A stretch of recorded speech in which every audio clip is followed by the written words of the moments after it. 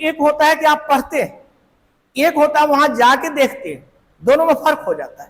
और वो चीज जब आपके दिमाग में छपता है तो फिर आप कभी भूलिएगा। तो इसीलिए कोशिश हमारी यहाँ ये होती है कि हम जब आपको पढ़ाएं तो विजुअल और सारी चीजें करके समझाएं। नॉर्मल आपने देखा होगा कि नॉर्मल फैकल्टी आएगा, आपको ये उसमें पॉइंट अपने वो लिखे रहेंगे, पॉइंट बनाएगा, लिखेगा, लिख लो। ज्यादा बहुत होगा तो वो बोलेगा कि अच्छा ये किताब का ये रेफरेंस है। बहुत सारे लोग पढ़ लेते हैं तो फला किताब में देखो ये रेफरेंस है, ये आपको माजिद हुसैन के पेज नंबर 32 पे, पेज नंबर 36 पे ये हो सकता है आपको कह दे। लेकिन सवाल ये है कि इससे यूपीएससी को नहीं फर्क पड़ता है। यूपीएससी को फर्क तब पड़ता है जब कोई नया डेवलपमेंट होता है। तो शुरू में ही मैंने बताया था 3 सिंपल स्टेप है यूपीएससी निकालने। अब यूपीएससी में आप जानते हैं 2 एग्जाम होते हैं, मेनली 2 ही एग्जाम होते हैं, पहला पीटी, दूसरा मेंस।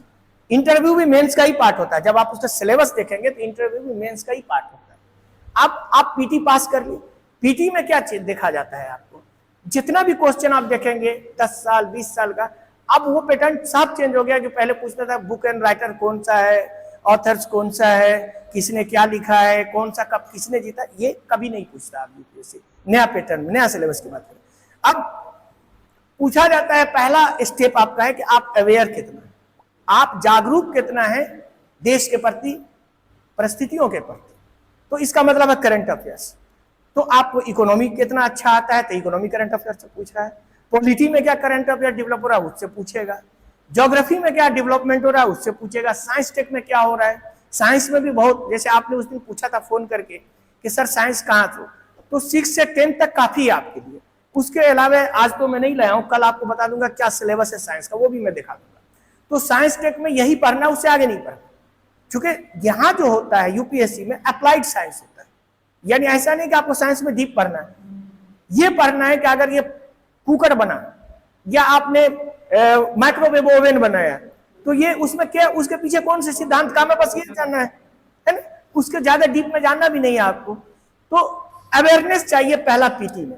आप अवेयर हैं, आप अच्छे तरह से आपने कवर किया है, आपका पीटी आराम से निकल जाएगा। अब जब पीटी निकले तो अब दूसरा स्टेप आता है मेंस। और मेंस के भी 2 स्टेप है, एक तो इंटरव्यू, एक रिटेन वाला। तो रिटेन मेंस में क्या आपसे पूछा जाता है कि आप मुद्दों को समझ कितना अच्छा से रहे। जैसे मैंने बताया था कि आप लोगों में निखिल ने उस सही समझा था टेम्परेचर इन्वर्सन। अब टेम्परेचर इन्वर्सन दे रहा है, लोग स्थलीय समय तो आपका वो नंबर नहीं देगा। आपको पहले समझना है कि आपका है क्या, क्वेश्चन क्या पूछ रहा है। और यूपीएससी सीधा क्वेश्चन नहीं पूछता है, तो आपको समझना पड़ता है। उसके साथ उसमें आपको क्या करना पड़ता है, समझने के बाद आपको देखा जाता है कि आपका एनालिटिकल पावर कितना अच्छा है, किस तरह से आप एनालाइज उसको करते हैं। क्योंकि सिचुएशन ऐसा होगा जब आप डीएम बनेंगे तो आपको वहां की सिचुएशन कैसे हैंडल करेंगे, कैसे एनालिसिस करेंगे, वहां रटने से तो काम चलेगा नहीं। तो एनालिटिकल पावर कितना अच्छा, एनालिसिस आप कितना अच्छा से करें।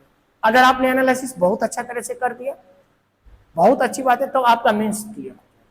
अब मेंस जब क्लियर हो गया तब आपका दौर आता है इंटरव्यू वाला।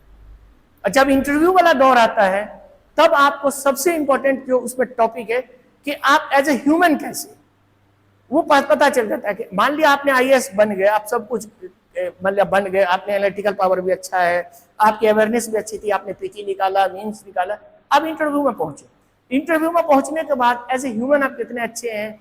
मान लिया दलितों पे अत्याचार हो रहा है तो उस पर आप कैसे आप रिएक्ट करेंगे। एक इंसान, बहुत सारे सिचुएशन आपको इंटरव्यू में दिया जाता है, वहां आप कैसे आप हैंडल करेंगे। तो बहुत सारे इस तरह के क्वेश्चन है। मान लीजिए कि एज ए ह्यूमन आप वो पोस्ट के लिए कितने काबिल हैं। ये तीनों चीज अगर आप अच्छे तरह से समझ जाएंगे तो आपको आईएएस बनने से कोई नहीं रोक सकता।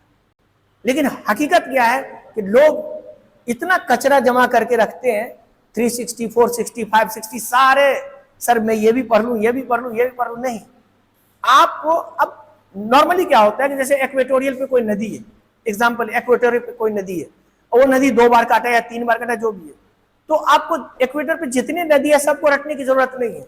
हो सकता है कि कोई न्यूज में आया हो, है ना। तो इसीलिए करंट से उसको रिलेट करके आप तब पढ़िएगा तो आराम से आप, ठीक है।